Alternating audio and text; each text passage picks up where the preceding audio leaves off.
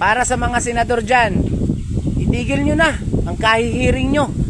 Ang gawin nyo, gumawa na lang kayo ng bagong issue para tapos na yung kaso. At kaming mga Pilipino, magsisipag na lang ulit kami sa pagtatrabaho para may maibulsa kayo. Halatang kulang pa eh.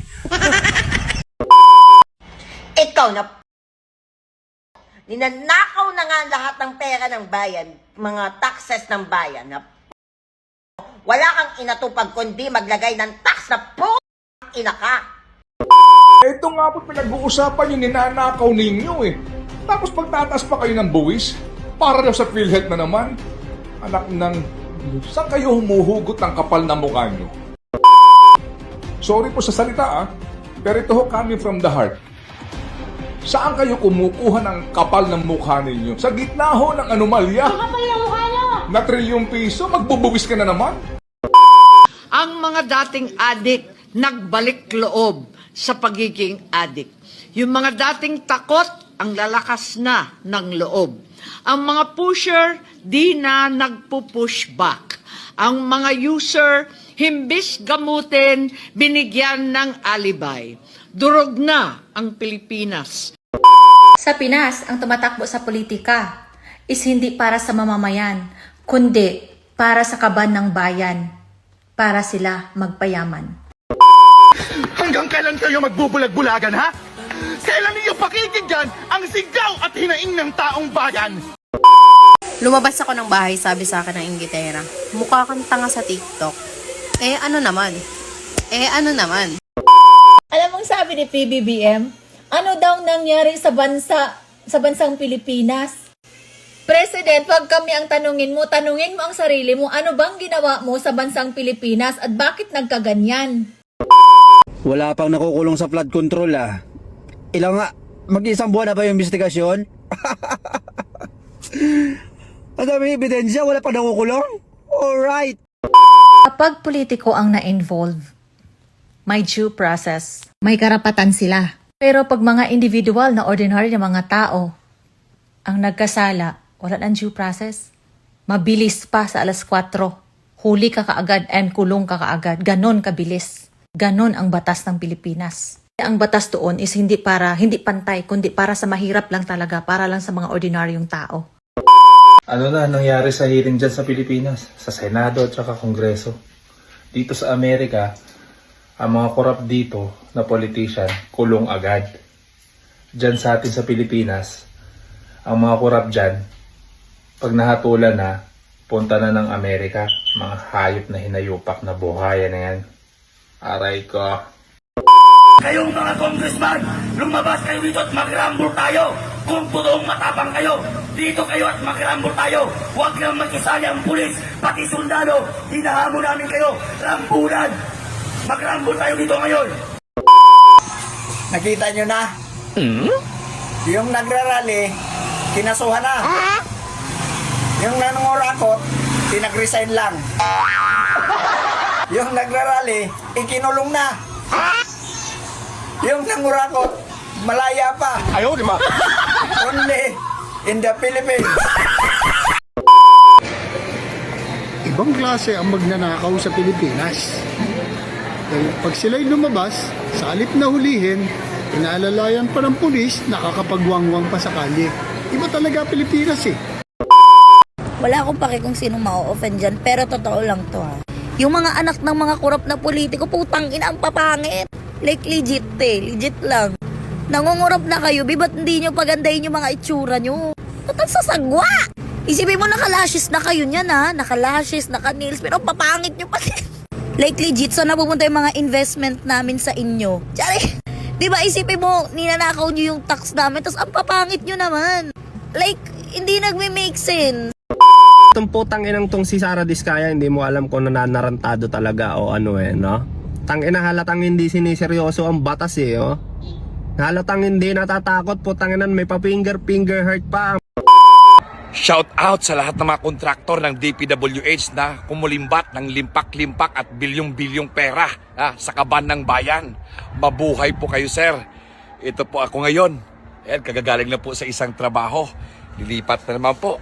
Ayan, para lang matustusan ang pangangailangan ng pamilya at magbabayad ng tamang buwis, makapagpadala, may ambag sa ekonomiya ng ating bansa para naman tuloy-tuloy ang inyong programa. Tuloy-tuloy ang pangungulimbat nyo sa ating gobyerno.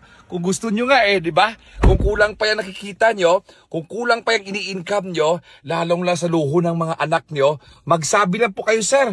Pwede po kaming bumayad po. Pwede nyo pong taasan po ang buwis po namin sa Kongreso at sa Senado at sa ating gobyerno. Maghagel po kayo. Pwede po kayo maglabi po dyan. 500 billion pesos to these contractors for the flood control project. I'm currently watching the Senate hearing, and I'm just so incredibly disappointed in the people who we trusted our taxpayer money to. And I know you guys are looking to me for wholesome content, for feel-good content, but I need to use this influence every once in a while to talk about things like this, because this doesn't only affect one person, two people. It doesn't only affect Metro Manila. These are projects that are meant for the whole country. And people's lives are being put at risk. Some people are not safe in their own homes. Some people have to go to school. Some people have to go to work. And they can't because of these floods, because we can't control the rain, but we can control the floods.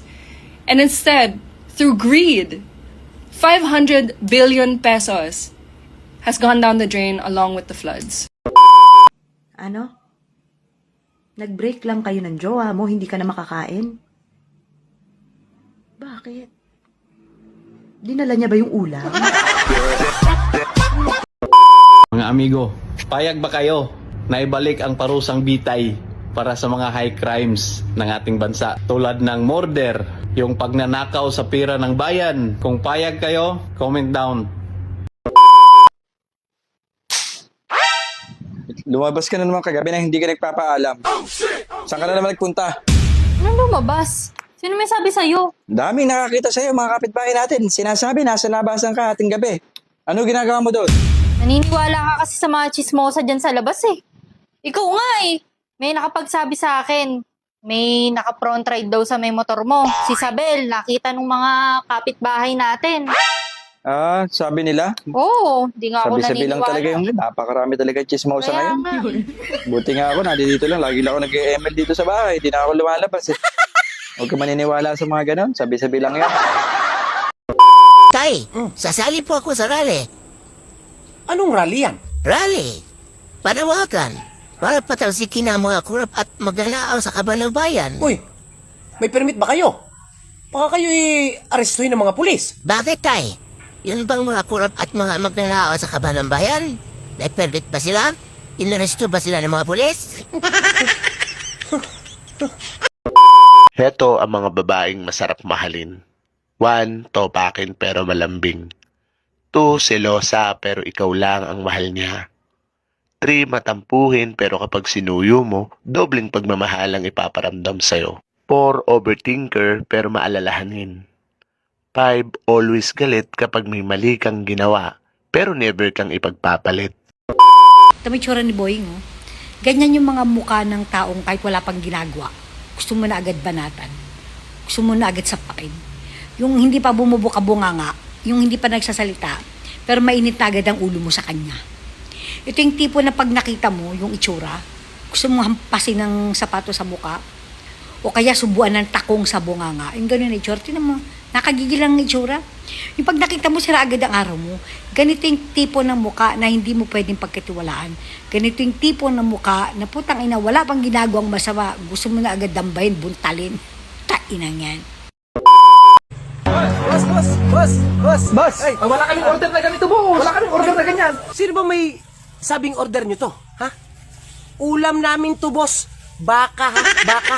Baka kasi mamaya, pag ginigisa na namin, baka sabihin nyo corn beef lang. Hindi, ha? Baka to, pure baka, ha? Baka pag naamoy nyo na kasi yung aroma, baka sabihin nyo, utang. Hindi to utang, boss. Kas to, kas. Kasi kayo, boss, umaangat lang ng konti ang tao. Ang dami nyo nang sinasabi. Kasi, chismoso kayo, boss. Ha? Ay, wait lang. May papakita pa ako sa'yo, ha? Ito, boss, oh. Grapes, boss. Grapes. Merienda ng anak ko. Grapes at baka, boss. Ha? Cash to lahat, cash. Ha? Chismoso kayo eh. Ha?